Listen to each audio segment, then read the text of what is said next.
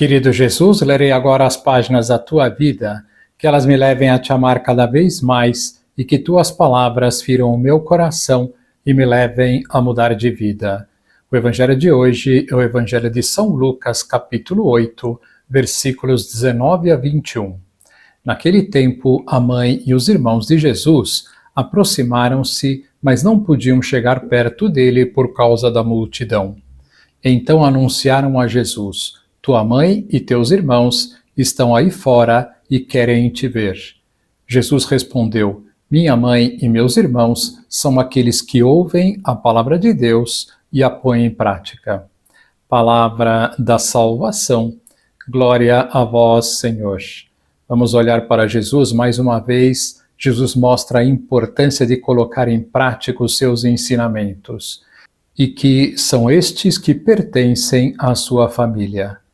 E colocar em prática não só alguns ensinamentos, mas todos. Jesus não fez nenhuma ressalva. Continuando nossa série das terças-feiras sobre a virtude da caridade, começamos uma série específica só sobre o bom humor. Na vez passada fizemos só uma introdução. Dizia que íamos seguir o livro O Bom Humor, de Hugo de Azevedo, da editora Quadrante. O livro começa assim: Uma das causas por que muita gente se afasta de Deus é a impressão que tem de que a vida cristã é tristonha.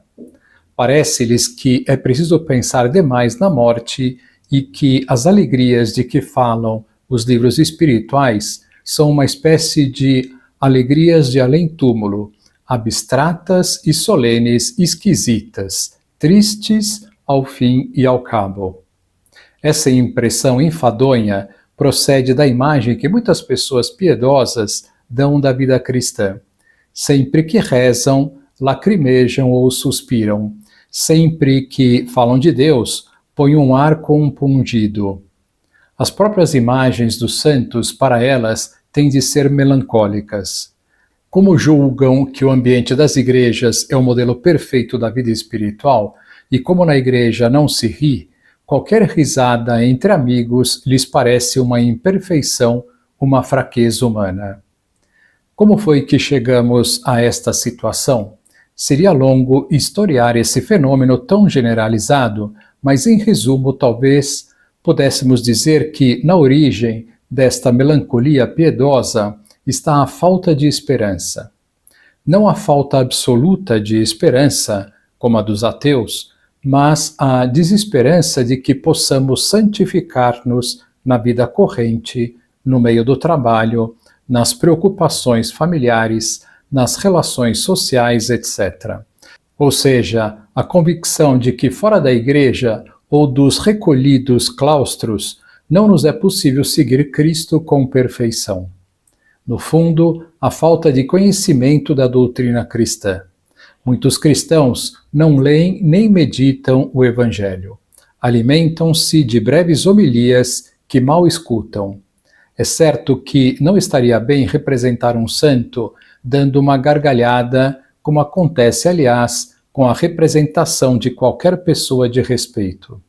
Mas isso não significa que as pessoas mais respeitáveis não riam, não se divirtam, não brinquem.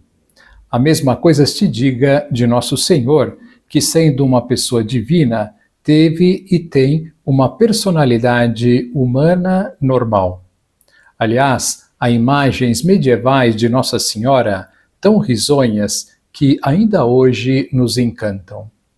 É preciso desfazer essa penosa impressão de tristeza e não basta organizar coros animados nas cerimônias religiosas, cerimônias que, por outro lado, exigem uma particular solenidade.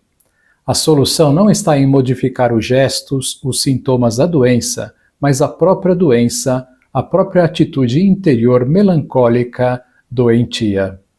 É preciso renovar nos cristãos a virtude teologal da esperança, que nos vem da certeza do imenso amor de Deus por cada um de nós e nos dá a certeza do seu auxílio em todas as necessidades até atingirmos a meta da plena união com Cristo.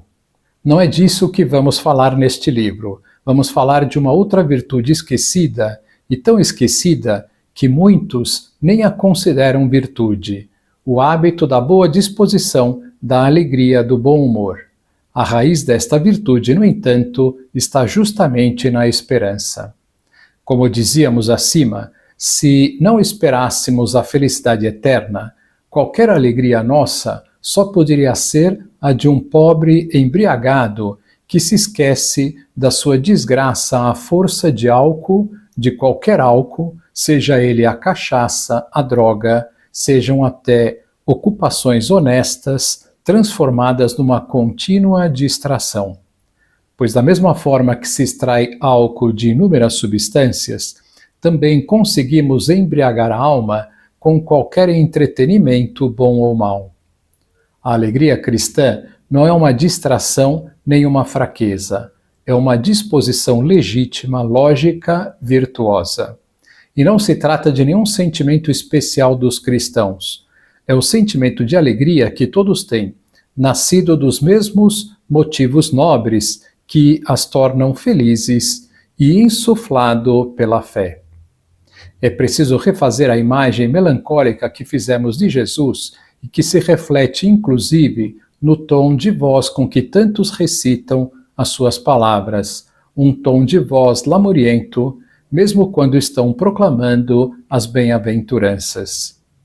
Jesus é perfeito Deus, mas também é perfeito homem, não um indivíduo taciturno, deprimido e deprimente. Teremos ocasião de pensar nisso ao longo destas páginas.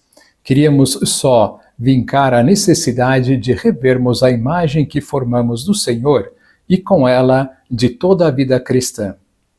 Este tema é importante não só para seguirmos de perto o nosso Mestre, mas também para ajudarmos os outros a conhecê-lo e para que aprendam a ser cristãos a toda hora, tanto nos tempos de cansaço e sofrimento, como nos de lazer e convívio prazeroso com os amigos.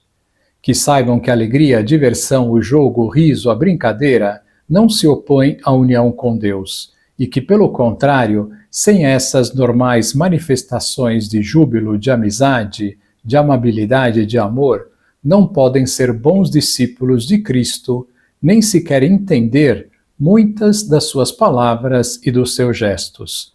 Mas ainda, que se porventura, ou melhor, por desventura, tendem para a melancolia, devem reagir contra essa má inclinação. Não faz sentido apresentar a vida cristã sem alegria sincera. Como poderíamos anunciar uma boa nova de modo tristonho? Que lição nós podemos tirar de hoje? É interessante o que diz o autor desse livro, que o fundamento da nossa alegria é a esperança. A esperança de um dia estarmos junto com Deus no seu reino para sempre. Agora vos dou a bênção para este dia. A bênção de Deus Todo-Poderoso, Pai, Filho e Espírito Santo, esteja sempre convosco e permaneça para sempre. Amém.